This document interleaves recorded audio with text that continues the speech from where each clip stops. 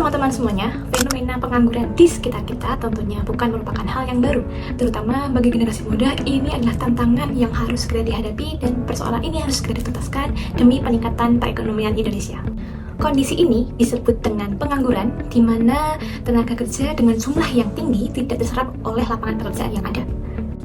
Nah, menurut BPS, penduduk dengan usia kerja 15 tahun ke atas yang tidak bekerja sama sekali sedang mencari pekerjaan baru, mempersiapkan usaha baru, atau merasa tidak mungkin mendapat pekerjaan secara efektif tidak bekerja selama seminggu terakhir, itu dinamakan pengangguran.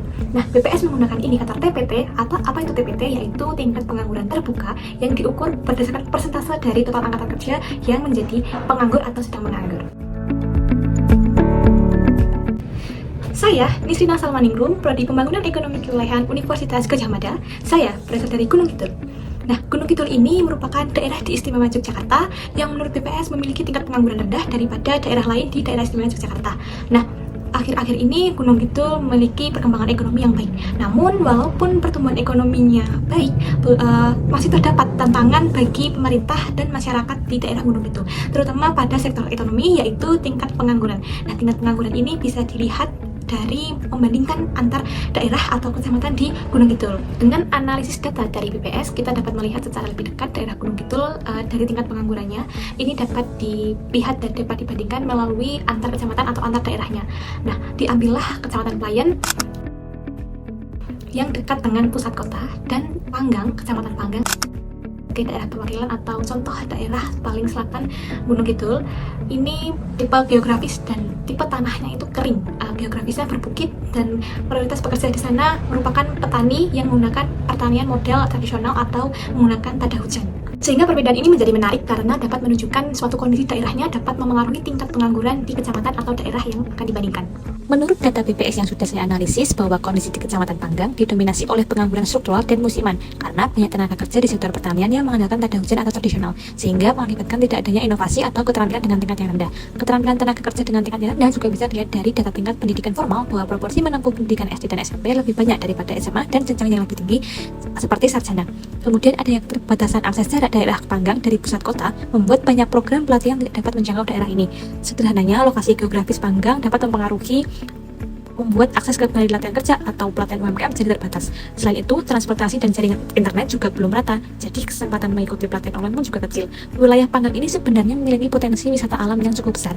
Terlihat dari data BPS bahwa kecamatan ini terdata memiliki beberapa penginapan wisata yang dapat menumbuhkan perekonomian apabila dikelola dengan baik, supaya lapangan pekerjaan dapat bervariatif serta pengangguran dapat berkurang. Menurut data BPS yang sudah saya analisis, bahwa kondisi di Kecamatan Pelayan ini lebih ke pengangguran friksional atau sementara, karena banyak lulusan SMA atau kuliah belum terserap oleh lapangan kerja karena masih menunggu pekerjaan yang cocok dengan kualifikasi mereka. Akan tetapi pada sektor jasa dan perdagangan sudah bertumbuh dengan baik. Warga sudah beralih membuka usaha jual beli atau jasa seperti Gojek, jasa Gojek atau fotografer dan seterusnya. Pekerjaan sudah variatif atau modern. Nah, ada juga perdagangan di pasar tradisional maupun toko modern karena letaknya strategis di jalur utama menuju pusat kota dan antar kota.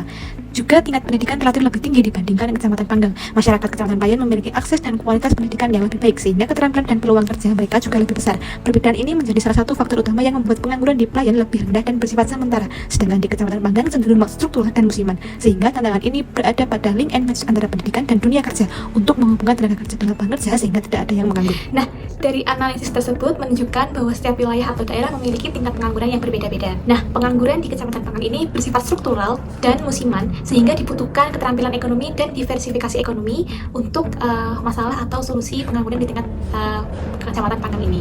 Nah, berbeda halnya dengan Kecamatan Pelayan.